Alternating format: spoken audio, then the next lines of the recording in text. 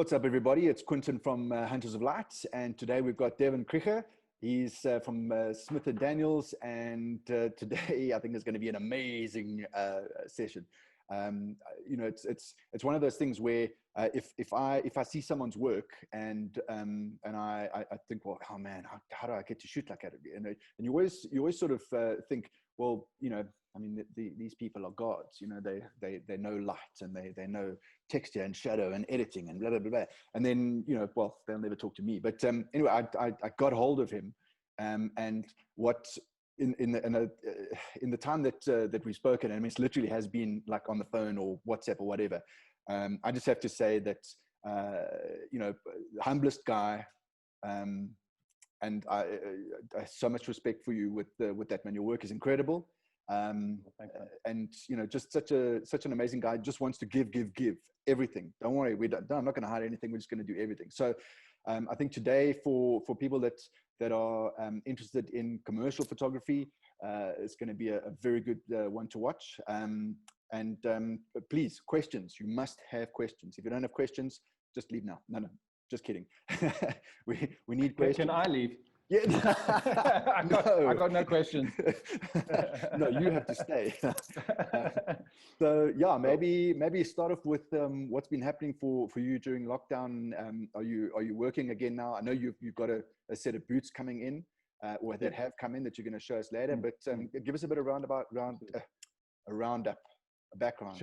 Sure. Well, once again, thanks so much for having me. I think that's quite a hefty sort of thing to live up to when you use the words gods and all of that kind of stuff. So let's hope it lives up to that. So thanks very much. What's happening in lockdown? So I shoot extensively for ASICS at the moment. Obviously I have other clients and things like that, but ASICS is sort of one of my biggest clients, and I've been shooting for them for probably about 2.5 years. So it's a extensive relationship, and luckily enough, I had stuff that was shipped from Japan, and I think it literally arrived the day before lockdown. Wow! So I was lucky enough to kind of I think I received 30 shoes, sure. And probably about 5 changes of men's clothing and 5 changes of women's clothing. So yeah, I had my hands full for the last month of that, and it's not a in and out procedure. You know what I mean? It sounds like, okay, cool. Well, you should have completed that sort of mid 2 weeks into the thing, yeah. But it's a very sort of taking that, it's the interacting with the retouchers, it's the interacting with the clients and things like that. So it's a lengthy process. So yeah, I mean, I think I finished that sort of a month into lockdown. And then I think there were a couple of extra bits and bobs that we needed to do. One, which was quite interesting, was we had a trip originally planned for middle of this year to go back to Nice to go and photograph all the guys in the tennis. Yeah. And obviously you can see that we're sitting here having this conversation, so that never happened. Sorry, I can put on some tennis whites, but that's... Will you please? Thank you. But interestingly enough, because we couldn't go over, I had to photograph the clothes on myself. Those clothes were then later comped back onto Gael Monfils, Novak Djokovic, wow. All of those guys. So yes, I finished the shoes. Then I progressed to the clothing. The clothing required me to wear it. Look, I wear it better than Novak Djokovic. But well, I was just going to say, so you're their body double. I'm their body double. So when the next time you see him, yeah, it's my muscles or my COVID muscles. Oh, wonderful. So that was very interesting. My wife wasn't very happy at all because she had to be obviously the female version to that, and obviously you can't go out, so I can't have anybody coming in to do this. And then after that, the lockdown sort of progressed through the different levels. And, as you get to level 4, you still kind of can't go out, you still can't fly, but you can still organize. You can still chat with a client, you can still put ideas together, put things in the mix. So we did that for about a week or two. And that all sort of was building up to the trip that I had down in Cape Town, which was probably, 2 weeks ago? I think I chatted to you just before that. So it was probably about 2 weeks ago. And then that was to shoot the clothing again and shoes, but on, models. So that was interesting. It's, I'm not too sure if I was keen to go travel or to go shoot. But so that's basically the gist. That sort of catches you up to where we are now. Fantastic. And then I have the boots in studio, so we can show everybody how that's sort of done, or how I sort of do it. I don't want to sound like sort of too arrogant, but when someone puts on clothes, they go, oh, this old stuff, I'll just slap this on. But I genuinely just, because my studio is set up for 99% of the stuff all the time, I did just sort of slap it together. I think what I want to show is more sort of what the initial starting stages are of the imagery and how it sort of progresses. But that should give you a good indication of like where one begins, how much gear you need, and all of that kind of stuff. So that's, and I think that's going to be really cool. We're going to, just for those who have motion issues, we are going to take the screen, we are going to move across there to go and check out. Correct. It's probably a good idea. It's in keeping with the sports theme. We're going to get up and get our heart rates up. I really like the idea of being able to show what's there and what you can get with the equipment that you have. But even the other images that you're going to show in Photoshop, where the shot on set, and then retouched, and then etc. And I mean, I know I'm going to have questions there. I'm sure other guys are going to have questions as well. But I think it's really nice that that we'll have the opportunity to be able to go through that. I think that's really, really cool. So over to you. Yeah. So look, I think let's. I want to start off possibly just showing a portfolio of work, because I think it's essential. Sure, there's a lot of windows open here. So let's do this because I think that this is important, and it's not a case of hey, check my portfolio. It's more of a case of a lot of the stuff is actually not on my website, as you can clearly see. So this obviously is on my website, and with this particular these 4 images sitting here, we've actually got another Adidas boot, which we mentioned is currently sitting in the studio, which this is the end result, and I can show the sort of beginning results, which I think is quite cool. But I think people will have questions about certain things like this, which isn't on the web page. How does one do a ghost mannequin? How does one do a half ghost mannequin? What is the light setup for the Bernard Foley image or the Michael Hooper image? How do you get the shoes floating like that? So I'm taking notes, so if you can just speak a little slower. I'm joking. Sorry. I'm joking. But I think after the discussion that we had the other day, I think it's important to kind of, and that's kind of where I'm going. I'm sort of going through all of this to the very, very beginning, because I think that that's very important.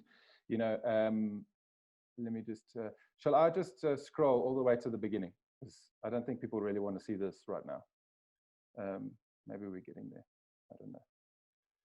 Let's go a little bit quicker. Let's do this. Oh, okay. All right. The 2 images that are sitting on your right of the screen, Michael Campbell and Ernie Els. Now, when I started doing this, I would have to say that those were the 2 first images that I really took that were going onto a magazine. And I remember telling you the story is that Michael Campbell, I didn't have a clue who he was. Ernie Els, as every South African, you know who Ernie Els is. And anyway, so Ernie Els was having a sort of not a fundraiser, but he had a sort of a complex or a golf course where you would have the houses on the and he was taking people around. And I was just sort of waiting to the very end to get this portrait of him. And I remember sitting outside, and I remember I was like, if you cock this up, you are in so much trouble. It is ridiculous. You know, what are you going to do when you go inside? How are you planning on shooting it?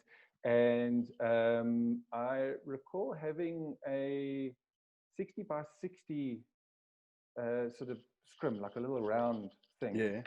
And I had a Nikon D2XS, which was a seriously crap camera at the time, but I thought it was fantastic.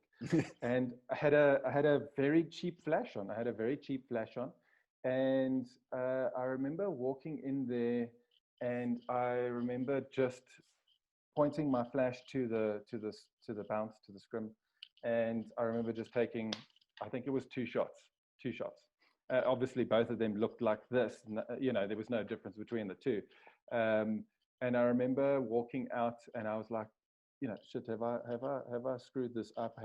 Did I get it? You know, and I think after being so nervous and then seeing that on your camera, you were like, thank goodness it all went off all right. But, you know, having said that, I think it's a two-part sort of answer or question, is that is a simple thing, yet people see it as like Ernie Els, black and white, a magazine cover. And the realization is that if we knew the tools that it took to get that image, everybody would be sitting there going, my word, that was easy. Yeah. That was easy. You know what I'm saying? And yeah. I think that is partly why I said yes to having this conversation with you, is because lots of people are scared. Lots of people are frightened to ask the question because it's like you say, the god of photography or the almighty or whatever. And the concern is that if I ask this, what kind of a question am I going to get back from this guy? And generally speaking, you're not going to get a question, because they're not going to even take the time to, and I'm not saying that's for every photographer. I'm just saying, when I was starting out, if I asked a question, I either didn't get the answer that I wanted or knew that was the right answer, or I didn't get an answer at all. And basically, but I think that's, just to interject there, I think that's really the case. You know, a lot of photographers, unfortunately, keep their cards very close to their chest. They don't want to give you, you know, how it was done, etc. And I mean, at the end of the day, technology changes, your skills change, the way that you interact with people, etc., is different. So because the person next to you has now got your skills, doesn't mean they're going to be able to produce the same you know, piece of work. But absolutely. And it's interesting though, because we'll probably circle back to this.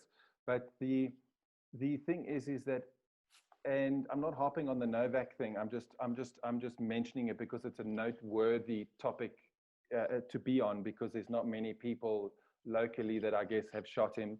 You know, but there's honestly nothing that stops you from doing what I do. There's generally not. There's lights, there's camera, I mean, people have a wealth of knowledge, especially Google. I mean, nowadays you just need to go onto Google and you can figure it all out for yourself. There's really, it possibly boils down to the interaction. Is how good are you at interacting with that individual and getting the best out of him? That may sort of separate you, but having said that, that doesn't mean further down the line that it can't be done by you. You just need to find the, how can I explain? It's like coming into your own, becoming a little bit more maturer in what you're doing. And that comes with shooting a lot. Yeah, so that's pretty much it from that side. I suppose what you can add there while you scroll through is that you know, it wasn't that you just wanted to take 2 pictures of Ernie. It was the fact that that's all you got, you know. Yes, yeah, and they could have been terrible. Yeah, you know what I'm saying? Like there could have been a golf punk with a black you know, I mean, it could have been, you know, the image could have been the same on the left side as it was on the right side, where, you know, it doesn't get exposed properly. You know, it just, and that's the other thing that people need to realize, is that sometimes it's just luck. Sometimes it's just, you know, it's an unexplainable thing. It's just, it happens. I mean, at one stage, when I was using Canon equipment, I got very good with the EX. I think it's EX. Yeah, the speed lights, the 580. Yeah. Yes. Yeah. That's it. Thank you. I got very good with them, and I knew, and I didn't shoot in TTL. I actually shot predominantly in manual, because there was a certain something that I was looking for, wanting with the flash, and I got very good with that. I mean, obviously, I'm not very good with my sort of speed lights, on camera speed lights anymore. It's more studio stuff. Yeah. But yeah, you see that. But anyway, the point is that sort of comes with playing with it more, having it in your hands more, doing more with it. And that's, I'll keep coming back to it. There's nothing that stops anybody from doing exactly what I am doing here now. If you've got a camera, if you've got a studio, if you've got lighting, it's all gonna happen for you. Absolutely, and it really is just that practice. You know, I mean, in fact, if we take it into a golfing analogy, Gary Player said the more he practices, the luckier he gets. You know, and that really is the case. You know, the first shots that you take. You know, if you're going to do a pair of shoes for the first time, you do that, and you kind of go, okay, it's quite nice. You look at that a year later and you go, what absolute rubbish! I can't believe that. Yes. I thought that was even remotely good enough. And that's the thing as well, is that it's also to be mindful of stuff like that. It's to know where you've come from and where you're going to. If you don't have that, you just sort of aimlessly sort of flying, and you know, and not knowing what's going on. I mean, it's the same, like, while we've got the shoes topic here, you know, these shoes here, you know, like I keep saying, people can do this. This is not rocket science, you know. And it can also be done with a speed light as well. You know, it actually can be done with the speed light. Probably take a multiple sort of flashes and combine them together, but it can be done. Exactly. And the thing is that I think people nowadays have more than one speed light. So I can show you some, so actually, no, this is actually it. This is actually it. This is actually shot with just two lights. So this is not shot with a full light, which is generally behind me, which I've now sort of changed things a little bit. But this is actually shot with a Rotolux 130 by Elinchrom. So it's quite a big softbox. Obviously, then it wraps around the image and it wraps around the shoe. So you'll end up getting nice texture and stuff like that. And then I've got I think on this particular one, I had a Godox modifier. Okay. And that kind of comes back to your using the on-camera speed lights. Is that nowadays Godox, Profoto, they all make these fantastic flashes that have huge output. And the modifiers is kind of where you'd be looking at sort of structuring your light, sort of shaping your light and that kind of stuff. So this could be done with two lights, easy. I've even done a shoot with one light, which is, sorry, I do apologize that I've got to click through this. You're like a squirrel, eh? This Solomon shoot, yes. This particular one here, that's with one light. And that's actually shot on a product table. So a product table is white. A product table, obviously, you know, bounces a lot of light. You're not losing a lot of light. So this particular one was, again, shot with the 130 Rotolux. One light can be done. There's Andrew Greeley. I hope I pronounced that correctly. Hi, Andrew. You know him? Yeah, there we go. No, I don't. No, I'm just being polite. You're just being, you know, facetious. Right, fine, carry on. He wants to know, do you ever use light painting to create a mood or moody product shots? No, I don't. I find that light painting becomes a little bit difficult for the retouches when it eventually goes off to them. And the reason for that is that you have your shoe. We are talking about the products, are we? Yeah. Or just, okay. So like for argument's sake, the shoe, and funny enough, the shoe stuff is actually just one image. It's not a comp. So it's literally one image, and you know, we work from that. But with light painting, no, it doesn't work out as contrasty, let's say, as what you say, seeing on the screen here. It doesn't give you like this one on the right. Let's just flick all the way down here. I do apologize to everybody. If you light paint on top of it, it's got quite a broad light, and it remains there for quite long. You also have sort of your wires that come from the shoe, which is obviously what keeps the shoe suspended, and obviously that stuff gets in the way. But in terms of how I shoot it, I would say that I prefer using flash, and I prefer using the type of flash system that I'll show you just now to photograph it. I feel it gives it better texture, gives it better clarity, all of that kind of stuff. Also, the other thing is that with trying to light paint something when you've got 30 shoes is very long. And what happens is that sometimes, like let's say for argument's sake, the tennis shoe on the right, you've got to photograph that shoe and then replace it with the next model. Yeah. And for me, this is what's very, very important, is that if you're going to go down this route, make sure your consistency is very, very good. And by that, I mean, when I'm photographing the shoes, my consistency is, if I had to flick between shoes, you wouldn't actually, the color just changes. Yeah. You wouldn't actually know that anything's changed other than just the color, so that you know, and by seeing that, you know it's a different shoe. But I enjoy keeping my consistency, and possibly light painting wouldn't allow me to do that, because every time you go, it's going to be a different type of something, you know, versus the first time. Let's say you go too close to the shoe, or say, let's say you go too far away from the shoe. Yeah, good question, Andrew. Yeah, I think for me, and it's exactly the same thing. I was thinking repeatability. You know, you've got to be able to do it for a whole set of shoes. Then you know, it's not always going to be the same you know, duration or distance, etc. Yeah, I'm gonna stop sharing this because I feel it's a bit vain having it like hanging up here. I prefer to see your face full screen. But then we can't see your work. Well, I'll go back into it. I just feel it's a bit like funny having it on the screen. Okay, all right. Showing it off. Cool. So yeah, I mean, that was a good question. I think light painting definitely does have a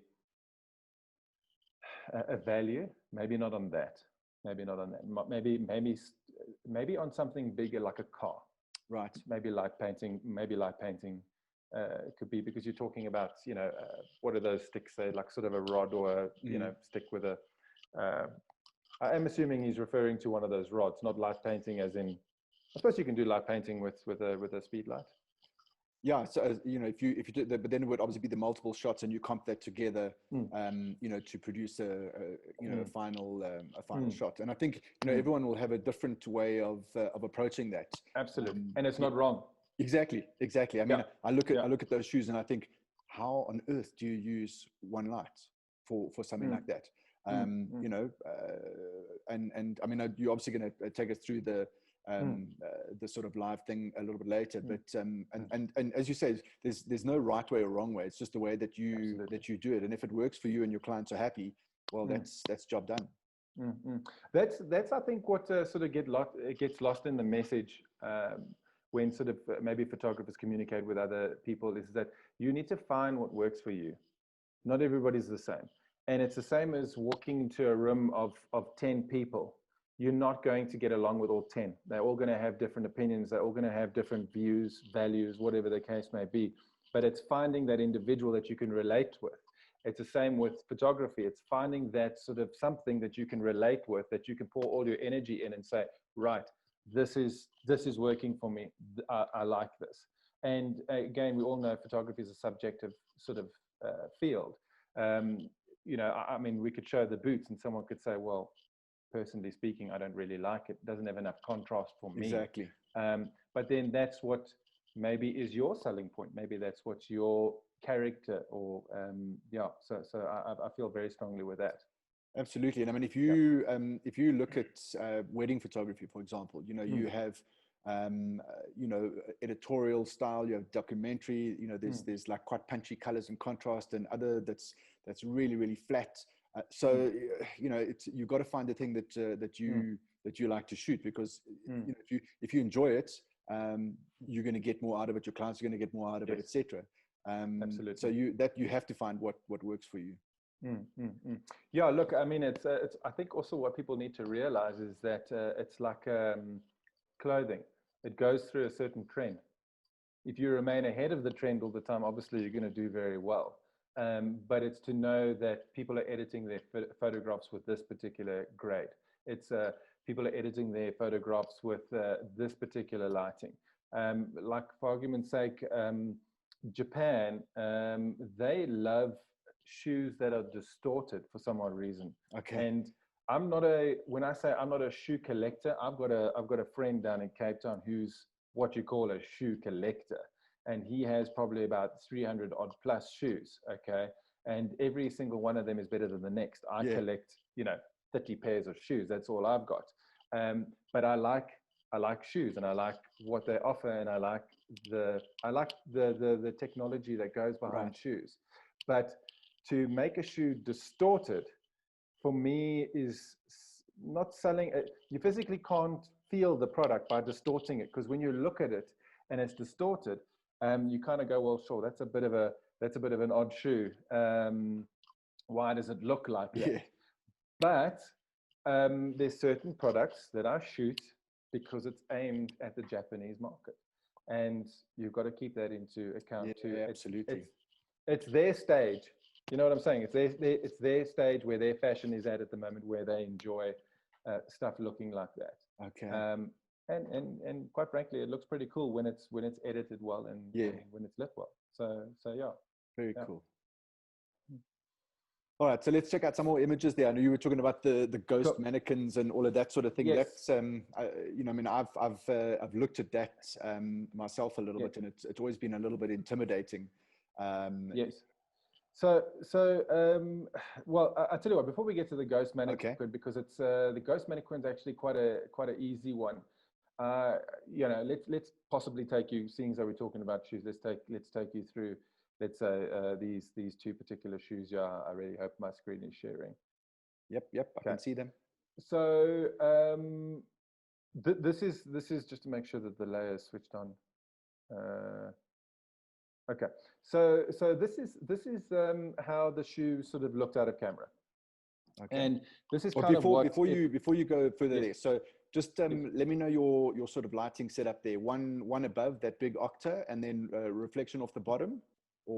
So on this particular one, it's the 130 octa, which I love. I think it works for me, and I think it's great. I think I single diffused this on this particular one. So you've sort of landed up with a little bit more contrast on the, I don't know if you can see my cursor here. Yes, yeah. So you've landed up with nice contrast underneath the, contrast under the plastic. I found that when I double diffused it, all of this became a little bit too light for my liking. It just wasn't, I don't know, it just didn't have enough, it didn't grab me enough. Yeah. And is it single diffused with the inner diffusion layer? The first one. Yes. So So it's the first one. It's not the other one. I'll get as we progress along further down the line through the images. There's a light that I absolutely love now. I call it a breeze. Everybody else calls it a breezer. I think it's a German brand, but for all intents and purposes, I call it a breeze. And after having used that light, I sort of preferred my images having sort of a very silver look to it. So what you were getting is that you weren't getting very, very soft light that eventually came through. You were actually getting a lot of the silver in the octa sort of coming onto the image, and I really like that. And I've actually basically have been shooting like that for a very long time. It has some sort of quality to it. But so with shoes, you have like a ton of imperfections. Let's see if the retoucher did their job here. So let's say here, and if anybody's watching, you know, this is quite important. This is what takes your photography to another level, is noticing the fine detail. And it comes back to my sort of thing about the Japanese and the distortion, is that what you want is that you want this happy medium between realistic and something that is really going to wow the pants off you. You know, it's really going to knock your socks off. And how does one get to that? You know, it's kind of, you know, basically taking away. I don't know if you can kind of see that. It's cleaning up the imperfections of the shoe itself. So if you look at it, you know, the lighting essentially hasn't changed. It's all remained the same. But the actual sort of, you know, cleaning things up, and that's sort of where we kind of go with images like that. Another area that I sort of like is that with ASICS shoes, this is not a, you know, shameless plug all day kind of thing, but is that when I get the samples, they are so, I mean, it's like all the other shoes that are so well made that becomes an issue for me, because you have so much glue on the shoe. But when you have it in hand as a photographer, you're like, oh crap, you know, this is going to be like a retoucher's nightmare to get this all out. But in actual fact, when you see the shoe, it's they've used so much glue because they just want it to be, you know, obviously of the best quality. But for me, you can't have this go, when I say billboard, it definitely can't just be a strip banner in a store. You know, we're looking at it, you know, about so big on my screen, it goes, you know, 10 times bigger than that. So we sort of round off the corners, as you can see there now. I mean, that kind of thing is, you know, at this level, that kind of thing is a standard. You have to do that. You can't have a little bit of fluff or a slight imperfection in the middle of an area. It has to be cleaned up. As simple as that. Absolutely. And look, I think the issue with it is that like this area here, if I go to the back of the shoe, that gel heel, as you can see, collects a lot of dust. Because it's like a almost like a tacky sort of sticky type. When I say sticky type substance, it's just that I have a sort of a painter's brush, which I brush the shoes off, and I brush that off, but it still will not come off, and it literally sometimes just moves around the shoe. It just actually doesn't come off. And you can't see it until you see it on your screen like this. It's impossible to see. Absolutely. And also the flash does something as well. The flash sort of like, you know, horrible. I swear it adds its own schmut on there. It's got its own personality, which sometimes I don't like. But you can see, so, you know, you sort of clean this thing up. And again, you know, like just coming back to it again, it's not that someone can't do this. If you have a look at the lighting hasn't changed. It's all still there. It's all still relevant. I mean, especially on this heel part, if I flick from the original to the new, to the original, to the new, you know, it's a case of, it's been cleaned up within reason. It's been cleaned up for commercial use, and that's kind of like, you know, what you need to sort of do. So, you know, you sort of land up with an image that is like that. You know, let's sort of do this. Where is it now? So you've got your shoe, and then obviously you've got the shadow, and we add those together, and it creates something like that. So yeah, which is cool. It's always fun. It's always fun, and funny enough, it's when people see this, they go, "Gee whiz, how do I get to there?" But you don't have to get to there. You know what I'm saying? You don't have to get to there. You have to get to here. That's where you need to get to. You understand? So I think that's imagery is very deceptive. It's very deceiving. It's like a Facebook page or an Instagram page. It's wow, she's got a beautiful house. Wow, he's got a fantastic car. But you know, it's not always like that. You know, this is the real world. You know, it's not It's not like that. You need to get to this point here of when you can figure out what is looking good on your subject, what is working for your subject. And when you get to that stage, then you go from there to there. You understand? So it's not a, don't expect to get to here. It's a process. Absolutely. And you got to start. I mean, the biggest problem that I have is starting.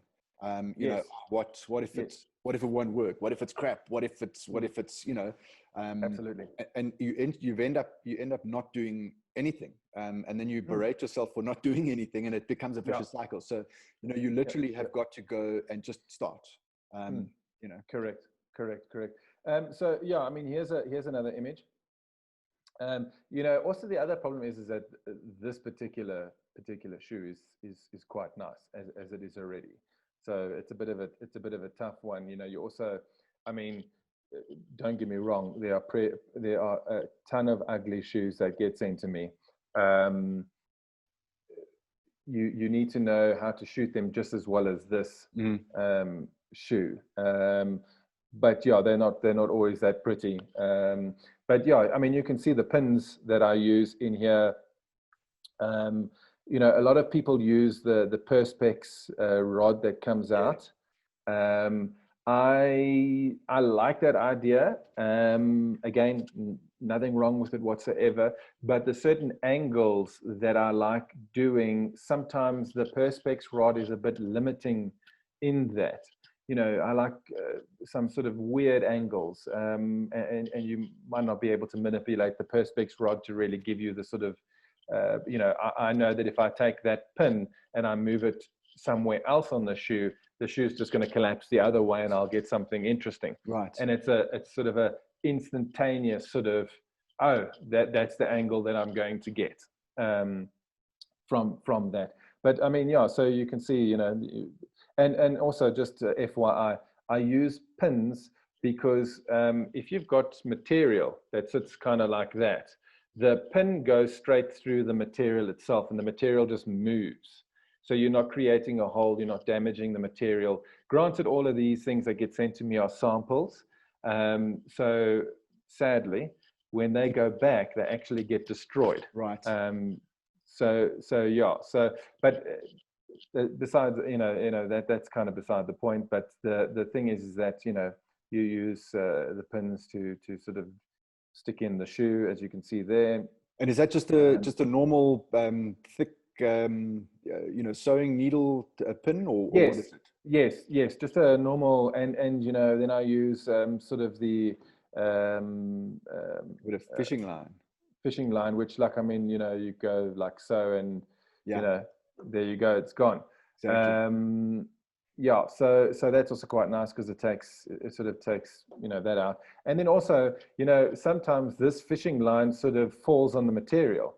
It falls through here, and you don't want, you know, you need information when you sort of cloning from this area here and you're pasting there. You need a little bit more information, and I just found that this works for me.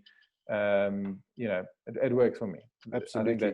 I think that's bottom line, is that it works for me. It might not work for someone else. And Chris was asking, Chris Vessels, he was asking about those pins, but also if you pad the shoes inside. And I assume that if it needs to have a bit of fullness inside there, you'd put something in. But I think that's just depending on if it needs it. No, so with all 33 shoes that get sent to me, every single one of them has its own cardboard insert. Now, like I say, being a shoe lover, I know how the shape should look. You don't want the laces too tight. You don't want the laces too loose. You want them, you know, you can see there, it's all folded. And, you know, 33 shoes, sometimes you need to relace all the shoes, because, like, let's say for argument's sake, this lace here runs underneath this top lace, but this lace here runs on top. So you know what I'm saying? You've got to do that. But so this particular one is got the cardboard thing in it, and I wouldn't be surprised if this thing was taken away. but it creates the shape and it creates the roundness of the shoe. Okay. And you kind of want to have that, because on this particular type of material, you'll end up with a lot of like imperfections, a lot of like ripples. Yes. So you need to sort of expand the shoe. You need to expand the shoe in order for that when the light hits it, it's got a nice gradient. It's got a nice, you know, the light's harder here and it sort of flows and it's a bit softer on that. But yes, no, every shoe is stuffed, and then the tongue here is double-sided taped to the shoe, so that it doesn't move. And basically the idea is that you have all your shoes prepped, and all you do is you just take that blue shoe out and you put the red shoe in, you take that one out, and so on and so forth. So let's show everybody what the sort of, I think the edited version of this is. So that's the edited version, and you can see a lot gets sort of cleaned up, and I guess, you know, more noticeably here, I'm going quite close here, but this matters to me. So if you have a look at that, now that you can't take away. It doesn't matter how good you are with lighting, that you can't take away. So, you know, I was watching some of your other sort of presentations, and I think there's always this sort of like, oh, editing. No, you can't edit. You can't do it. But that was something that I learned in the build up to this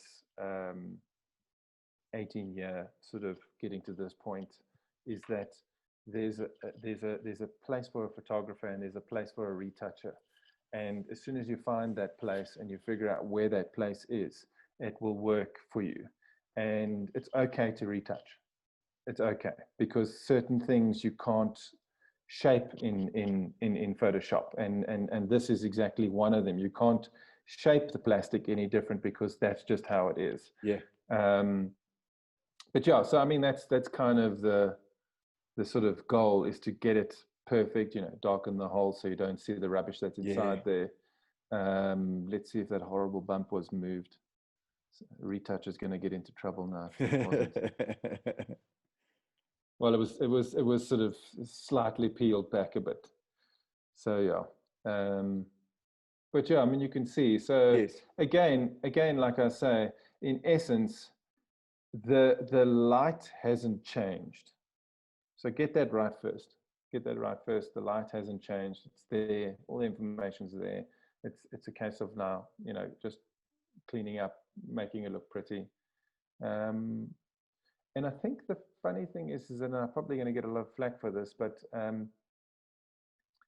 I like my images on the shoe side of things looking CGI. Yeah. And that sounds a bit harsh, because well, everybody knows what CGI is, and that's computer generated. But if you can balance the CGI and the real sort of look of the image, and find that happy medium right in the middle, this is what you would land up with, where someone goes, Sherbet, that corner is very smooth. How on earth did they do that? And is that a photograph? Is that computer generated? And that for me is kind of what I enjoy. You know, you can see there's some glue there. There's a little bit of a light spot there. You know, that gets taken away. Yeah. Yeah. So and then you'll end up with something like that. So, Chris is very active with his questions. Yeah, unfortunately, you keep answering them. Go, Chris. So, sorry, go, Chris. So he wants to know: do you ask for specific sizes, or do they just automatically send you a specific size? So the sizes that sorry, it is Chris. Hey. Yes. Chris. All right, Chris. So the sizing that you want for female shoes is anywhere between a 7 and an 8. Sometimes I land up with a 7. Sometimes I land up with a 6. 6 is a bit odd. 6 is a bit of a too stubby. Too stubby. Yeah. You know, fun fact: as soon as you start going bigger, this toe box starts moving away from this. You know, again, that comes from liking shoes, because you know, this is the stuff that you look for. But so 7 to 8 women's, 8 to 9 men's. And then you land up with this really nice proportion, like you see on the screen. Having said that, I have shot Gail Monfils' shoes, and they're size 13. And when we shot them in Spain, I remember just cringing, because there was no way, you use your 70 to 200, and you zoom to 200 so you can kind of compress this image, and it still just wouldn't do it. The toe box was just like that long, and the laces just started like, it looked like clown feet. So Chris, if you can get shoes that are 7 to 8 or 8 to 9 for men, 7 to 8 for women, you'll be golden. It also makes the shoe a little bit more pliable. And by that, I mean, it's more manageable when it's a specific size. As soon as you start going bigger, it becomes very difficult to manage such a big shoe and manipulate it. So yeah. Very cool. So I just want to mention to the guys that are watching this on Facebook at the moment, because we've got probably about 15 minutes left on the time for Facebook, but if it cuts us off, we'll just keep going on the recorded one, and that will be put onto YouTube. So if you do get cut off, 100%. Just bear that in mind. But we'll keep going, just the two of us. Well, just the two of us. Yeah. Okay. Let's open something like this, so that if it does get cut off, at least people have seen something worthwhile looking at, I guess. So this is basically out of camera. There is a light suspended from above her. There are no lights on the side of her, so there's no strip boxes further back of her. On the sort of left side of her is a Broncolor 220 parabolic, if I'm not mistaken, with a Pro Photo modifier, which obviously turns the light inward, and then obviously you zoom that rod for focusing of light. So I would have to say that was probably at a focus of 7 to 6. Okay, so that's that kind of light that you're going to get there. I then had another, I think it was a 100 or a 140 or 120. I can't remember the Broncolor's sort of sizing, but that was sort of behind me and directly sort of on her. So that's probably about 1, 2, 3 lights, three lights. Yeah, 3 lights. Okay, so that's a no, 1, 2, 3. I think there was probably a 4th, but I can't remember where that one was. So you land up with something like that. And let's sort of go through the procedure here. So with the ladies, we like cleaning them up, cleaning their faces up, cleaning up lines that are like that. They kind of get dulled down, go away. And you sort of go from something like that to the key visuals, which then obviously gets used like so. So here's another question from Chris. I think yes. Chris is freezing everyone else out. And I don't know if it's the same camera that you use all the time, but what equipment are you using to shoot these? So that's a good question, because it's I can answer that in multiple ways. Is that this particular one is actually shot with a Nikon D810, which doesn't have a very high frame rate. Something like a Novak Djokovic is, this particular one was shot in Nice. And this particular one was shot with a Nikon D850. But I have since progressed from that to the Sony A7R Mark IV, which is now, an enormous 10 frames a second with 61 megapixels flying through that, and I would have loved to have used it on this campaign, but unfortunately it wasn't available and wasn't around. But this particular one is shot with a Nikon D850, giving me 9 frames, and this one was shot with a D810, giving me something like 5 or 6 frames. I think probably less than that. It was about, and that was shot with a 70 to 200. Shot with a 70 to 200. Likewise for this. And let me quickly go through to this one over here. You've got goes from something like that to something like this. So you can clearly see that that's kind of how we handle that. Yeah. And then you land up with an image that is something to that effect.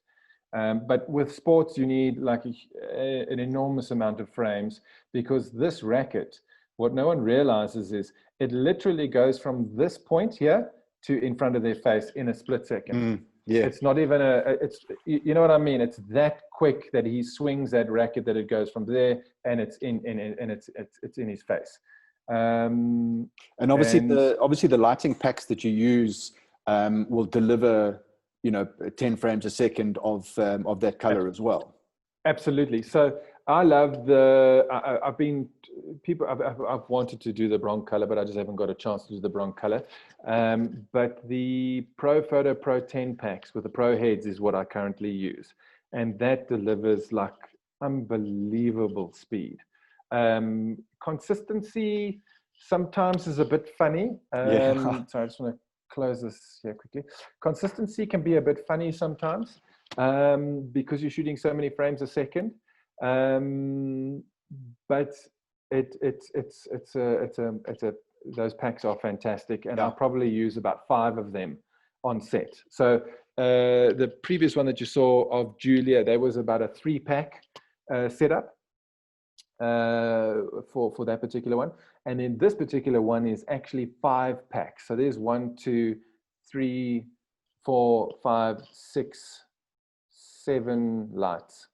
Seven lights. I think, and this is another. Oh no, wait. 1, 2, 3, 4, 5, 6, 7, 8 lights. 8 light setup.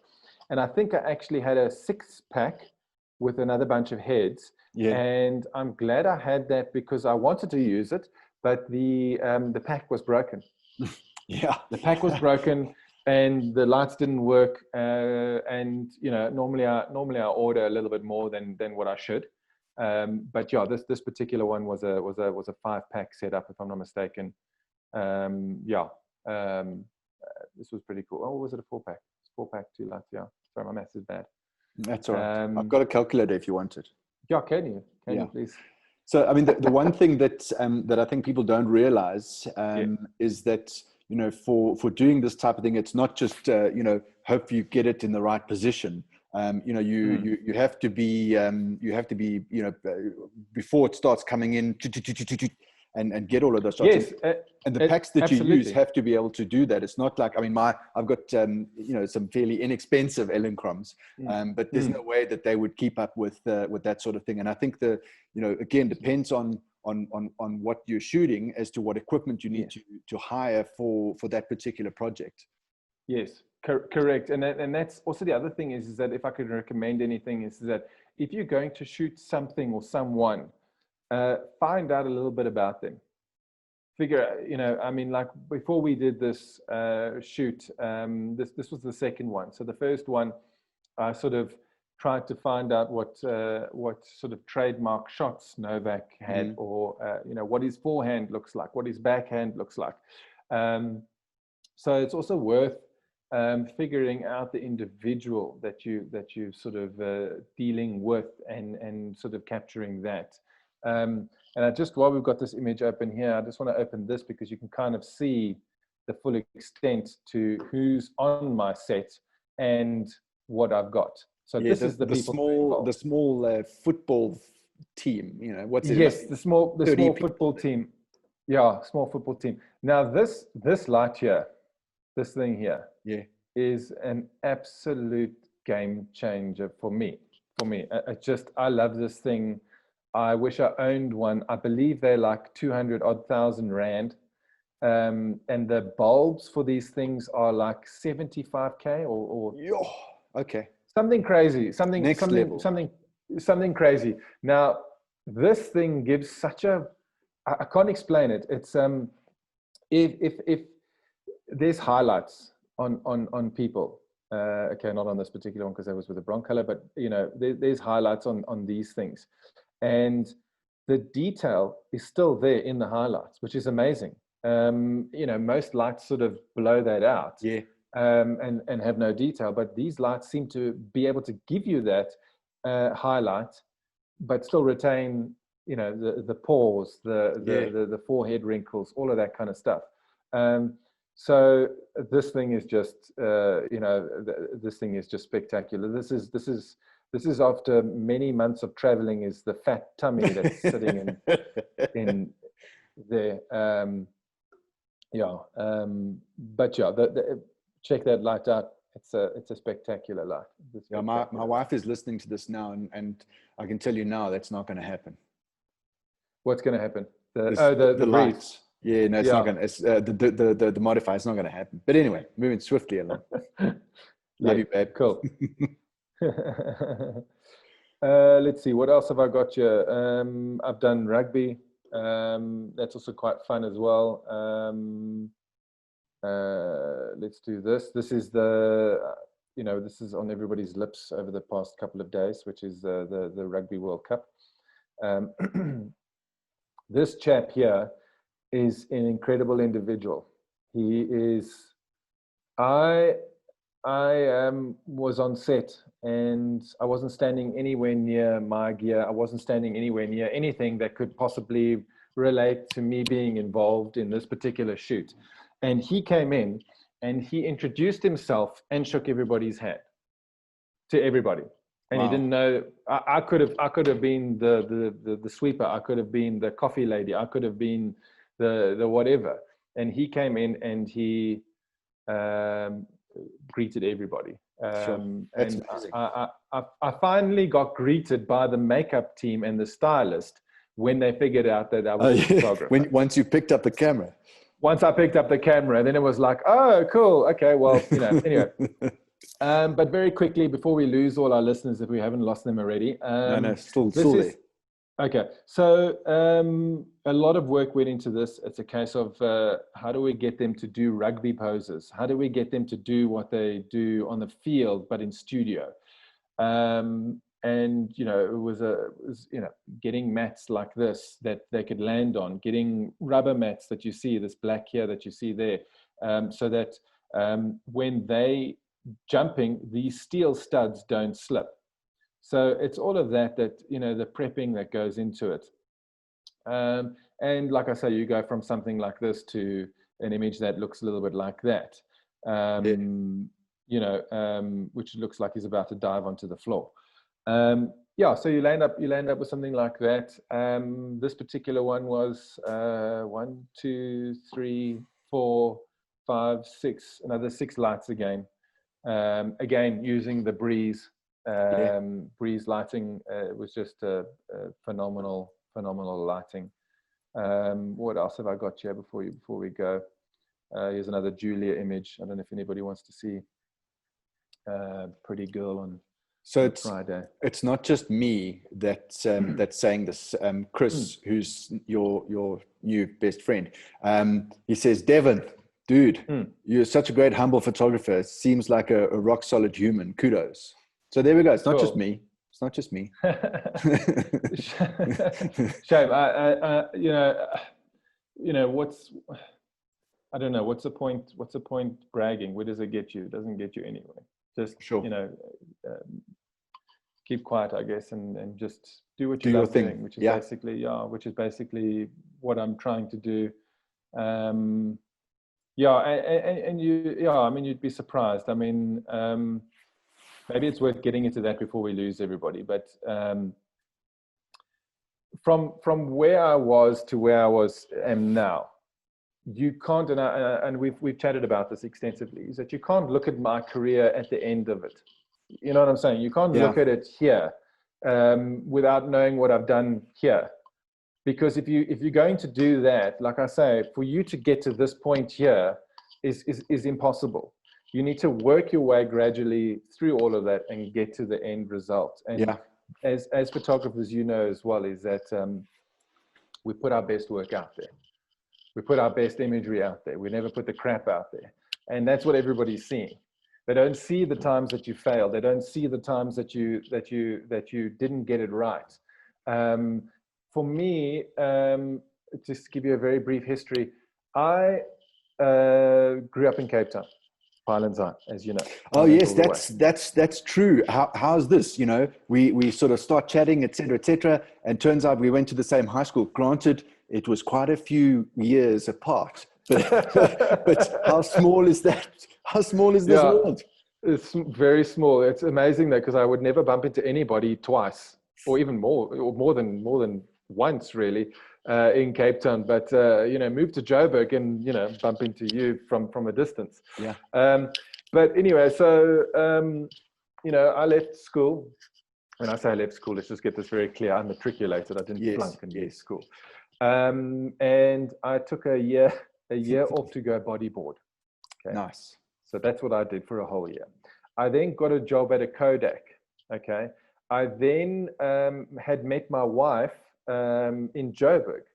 I then tried from that Kodak to get back to Joburg and work for an AGFA. I remember getting treated like crap. At that AGFA, they would like call me names and that kind of stuff. It was why? Because you came from Kodak. Probably, and Kodak was probably better than AGFA. So I went from there. Then I went from that to a friend got me another job at a graphic design company, which, I never studied for. I don't know how the hell you do graphic design. And I remember them showing me how to do it. And I think when I resigned, I still didn't know anything.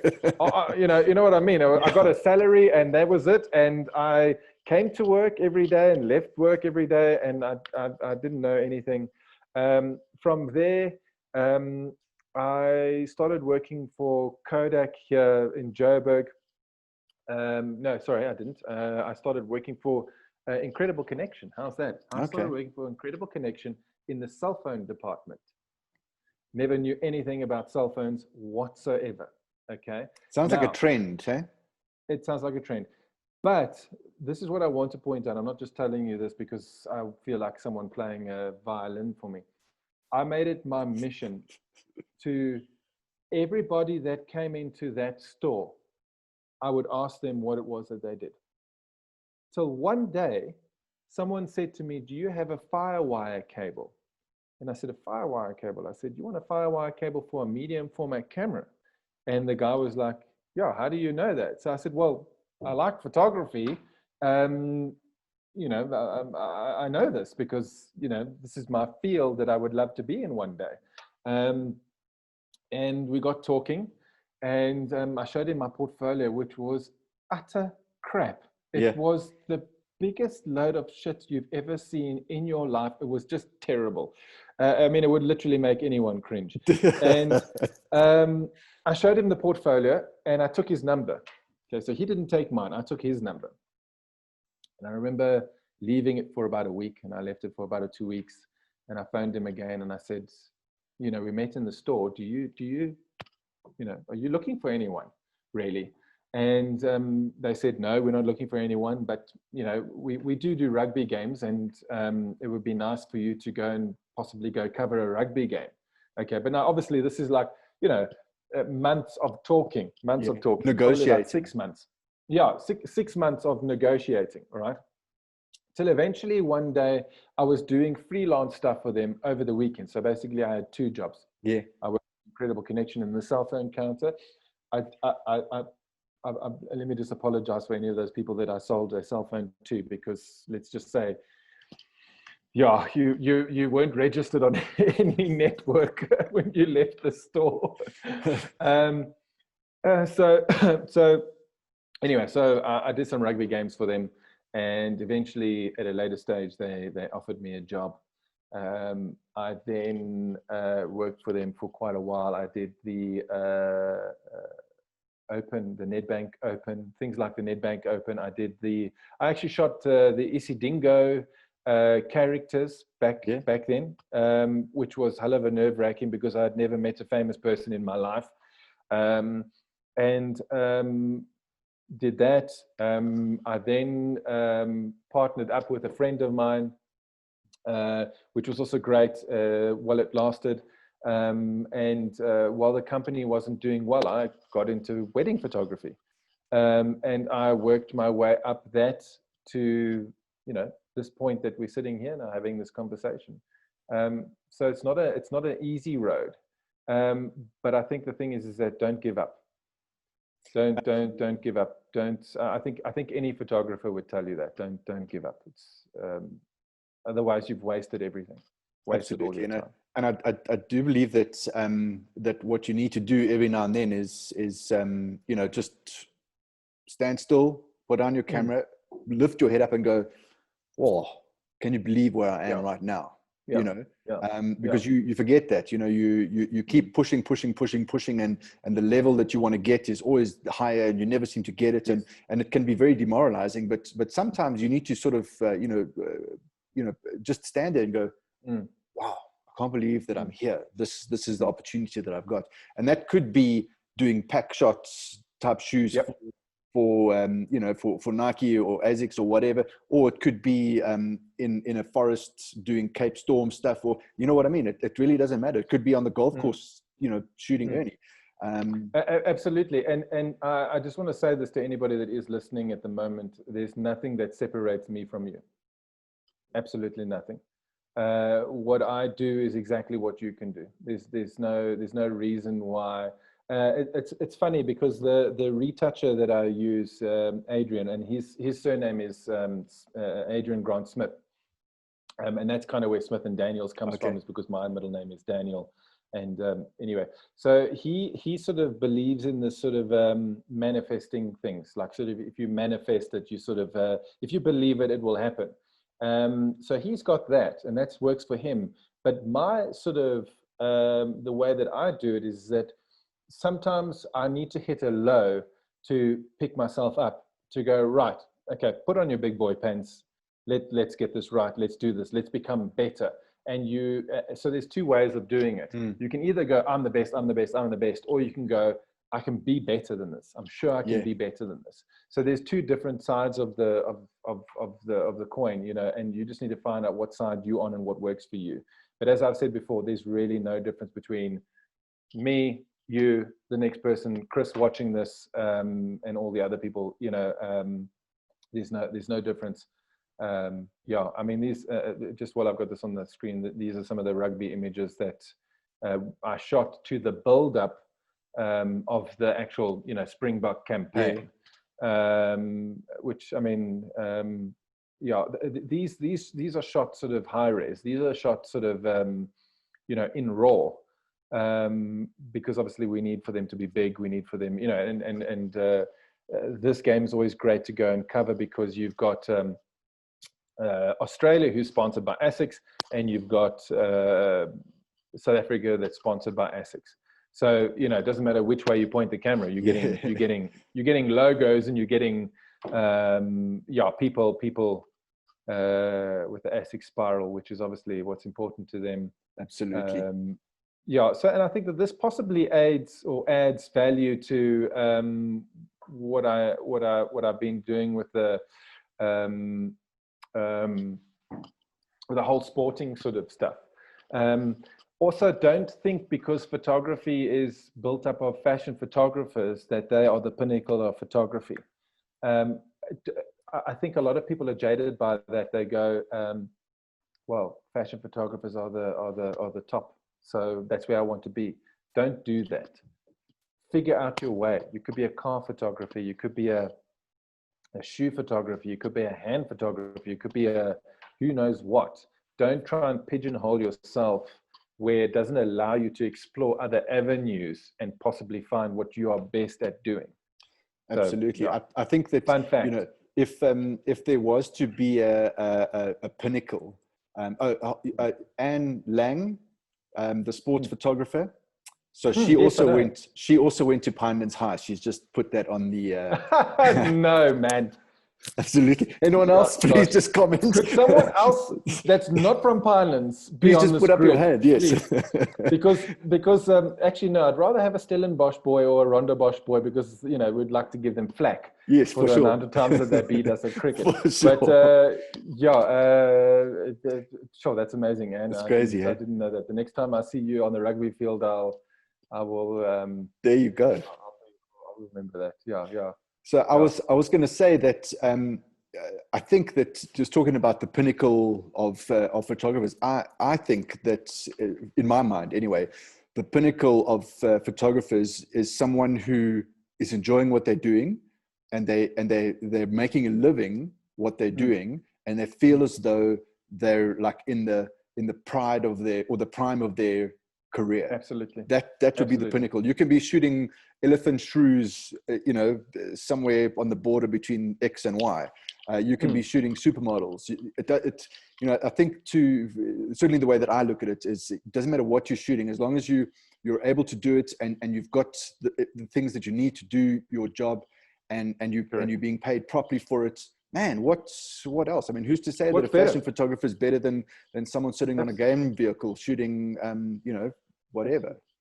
Absolutely. Yeah. I mean, it's, you've got to find your own path. And this is the strange thing, is that I've never been very appealing to agencies. I can go show agencies, and I use this because this is obviously other people would enjoy wanting to photograph Novak. Yeah. But you almost, I remember approaching the agencies, and back then when I had my portfolio, and it wasn't like this that you're seeing now, they would say, "Oh, I'm looking for a portrait photographer." You would show them your fashion stuff, and they'd be like, you look more like a portrait photographer.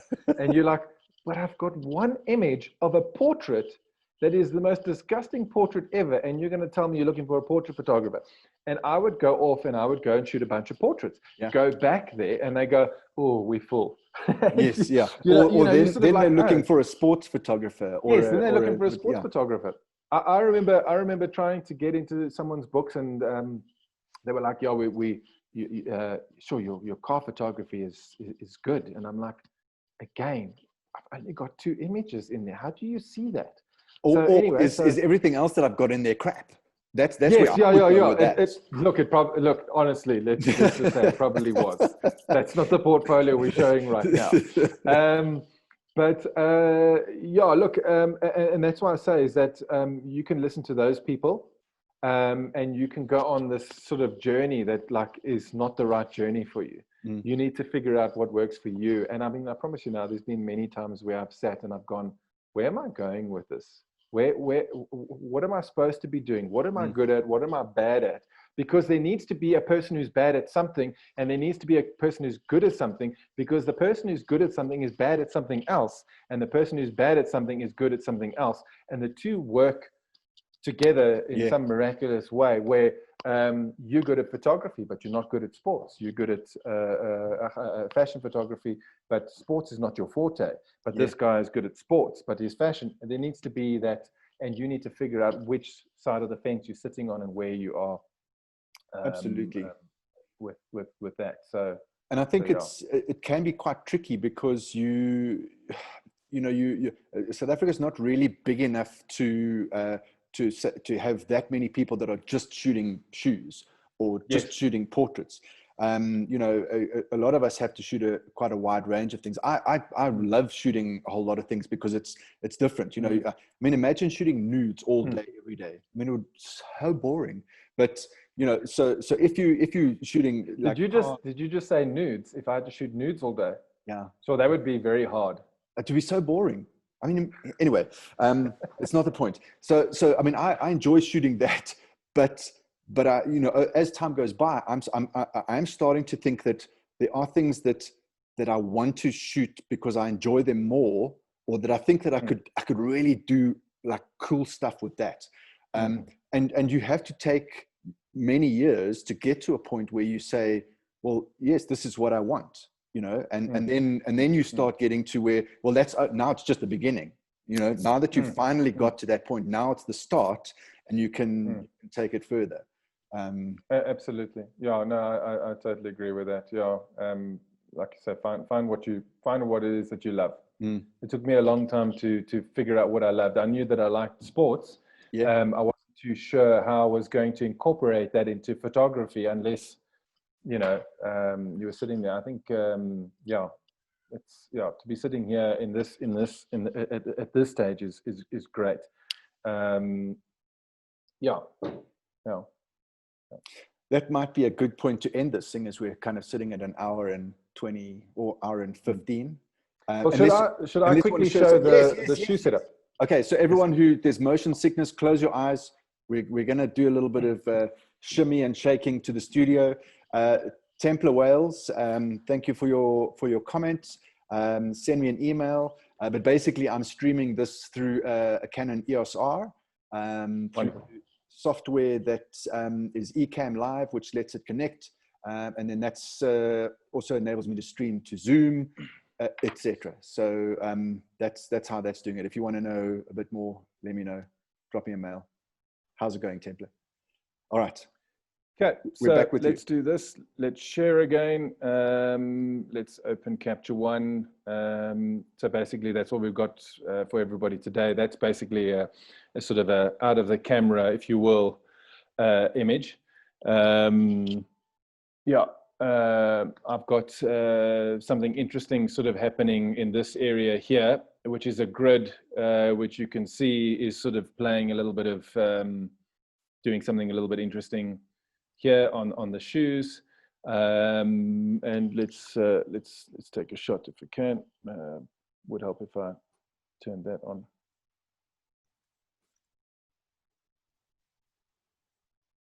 Yeah, I like the black. I love what the black does for the shoe. It's probably my best work yet. It's quite moody. I like it. Yeah, absolutely. Yeah, I agree with that. So yeah, so that's basically out of camera. I'm going to disconnect here, and we're going to walk again, so that you can kind of see the setup. This is the camera that I love. I don't think I've ever been so invested in something, or wanted to be so invested in equipment. So basically, you've got this the 130. You know what I'm going to do? I'm just going to unshare you. So that we can see what there we go. Now we can see what you're seeing there. Yeah? Cool. Yes. Yeah, thank you. Sorry, that was my bad. That's all right. So I've got something happening here, which is obviously creating really nice shadows on the back. Normally speaking, when we shoot products, we shoot it on a white background, because it needs to be go across multiple platforms, and they all need to have specific things. On this particular one, obviously, this is just a setup for this particular video, which kind of is, what we're wanting here. There is a light at the back, a strip box here, a Godox strip box. I've got sort of 2 poly boards as flags.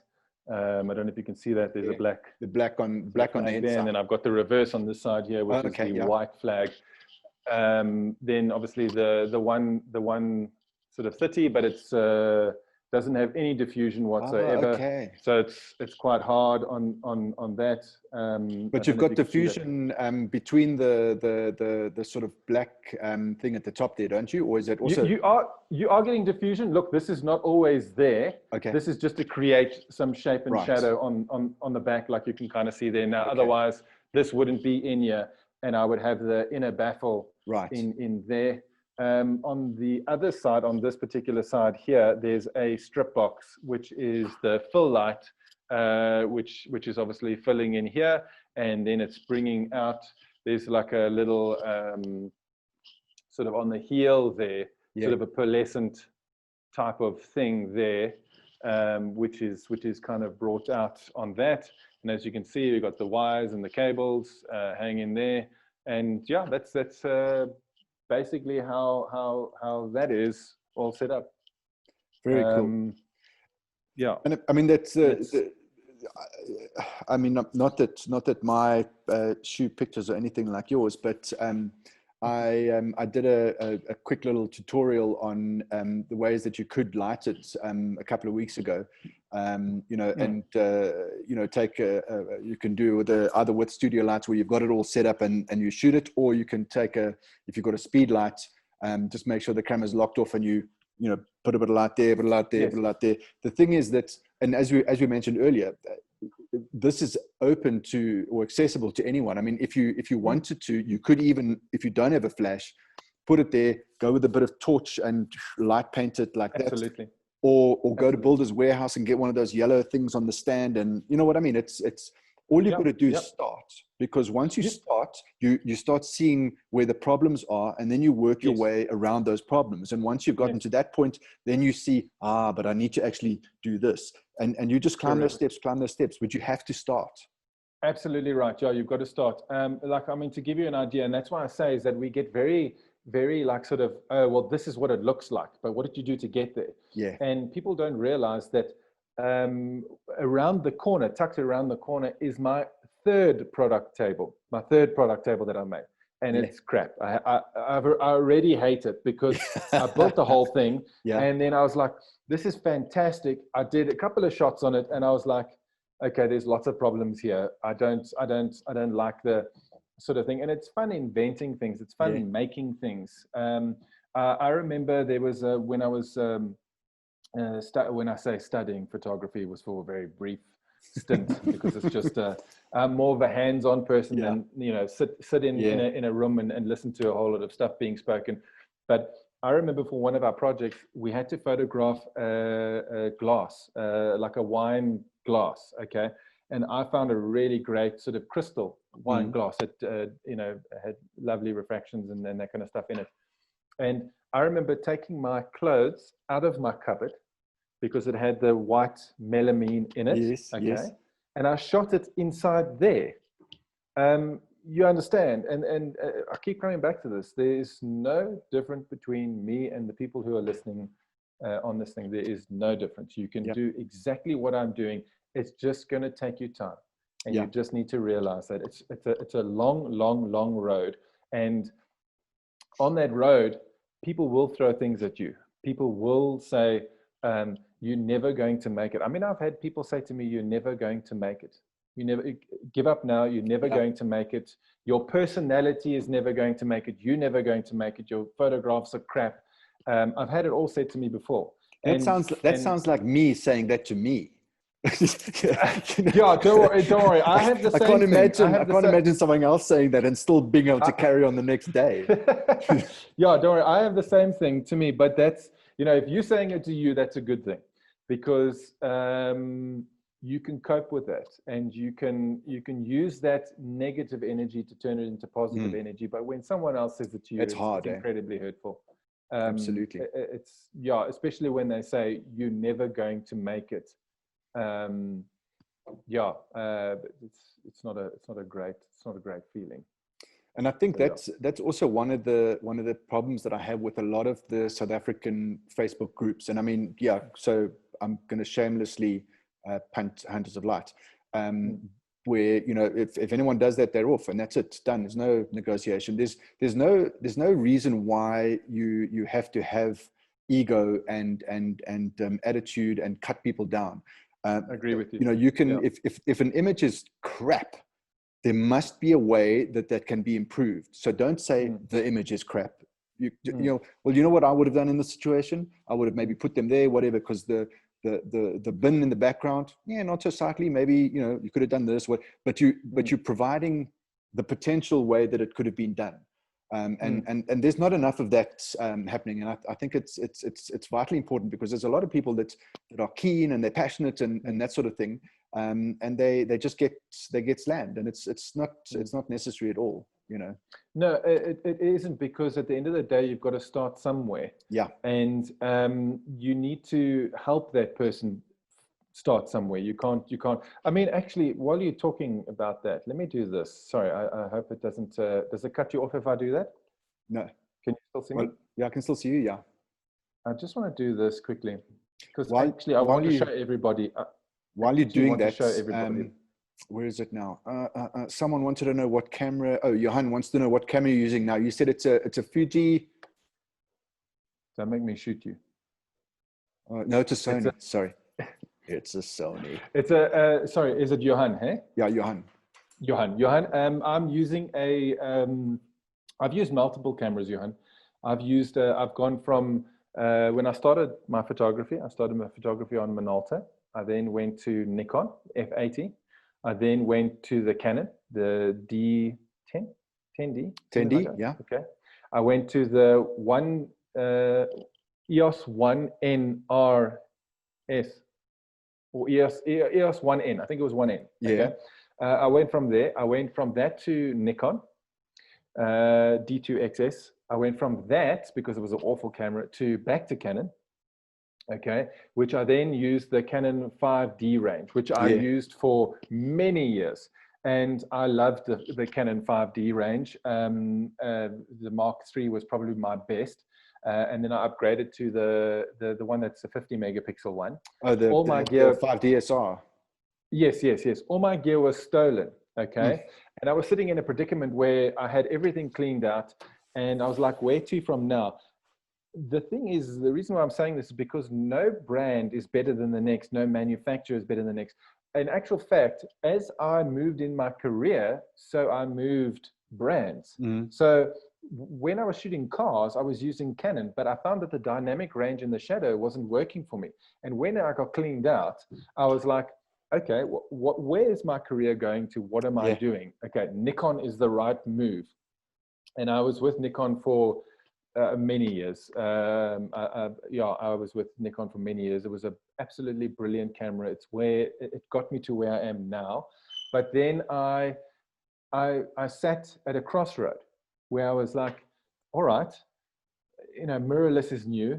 Do I want to go mirrorless? Do I want to, what is mirrorless? I don't, my sort of impression on mirrorless is still behind in technology. Yeah, but small little, Yeah, exactly that one, the little tiny little thing. But the reason for moving to Sony is because it offered everything that I was looking for. It offered me high megapixels, because that's what I'm currently doing now, commercial stuff. So it offered me that, and it offered me frame rate, and it offered me the focus tracking, the eye tracking. And that's why I say I'm not one for telling anybody what they should buy. I'm just going to say to you now, this is what's working for me. And it's an absolutely brilliant camera. And I decided that moving to sorry, I keep forgetting the name, what is it? The Sony A7R4. I decided that when I moved to that, I was going to buy all the best glass. I was going to buy the very, very best. And it paid dividends. I mean, it really is. It's just such a sublime camera. But as I've said before, it's a my preference. Yeah. It's about me, and it's about what I'm now needing to get from that. And who knows? Maybe I switch back to Canon. Maybe I switch back to Nikon. Maybe I go to Fuji. So I think what we've got to do is we've got to do a hands-on with the new little beautiful beastly mirrorless that's coming. Apparently there's going to be an announcement only in July. So sure. There's from the, if the rumors are to be believed, yes, unfortunately it's going to kick Sony's ass. But and is that from Canon? Yeah. Is that the R6 or is that the R5? R5, yeah. R5, yeah, I've heard it's spectacular. Can I be quite honest? I would like for them to address the dynamic range, because that was what was lacking. Yeah. Was I'll tell you what, because I don't think Roger's on the chat today. But I'll ask him about the dynamic range. And you know what? At the end of the day, what I would say is, and like you were saying, it depends on where you are at the time, and et cetera. And at the end of the day, whatever works for you works for you. But yes, I definitely, that's from all the reports and from what's been released as official and unofficial.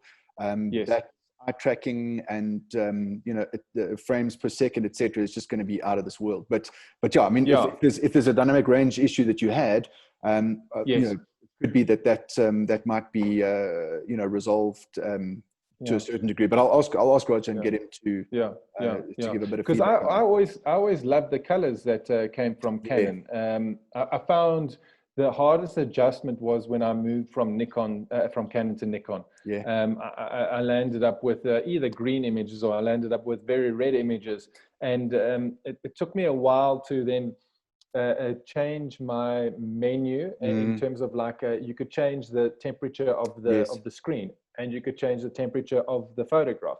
It took me a long time to sort of get to that sort of stage. Sorry, not to jump off topic. No, that's here, fine. Go for it. But I wanted to show you this because we were talking about just how dust yourself off and sort of carry on kind of thing. Where is it now? Okay, let's share this. This is a. So just when you think that everything's always peachy, this chap here. So he was commenting on this particular image here. Yeah. The Asian lady is posed badly. And did you not notice the big wrinkle in her skirt? The guy in red looks awkward with his head turned too far. His Adam's apple looks like a cancerous growth in his neck. Wow. And the guy in blue's shirt is way too wrinkly, and his eyes are closed.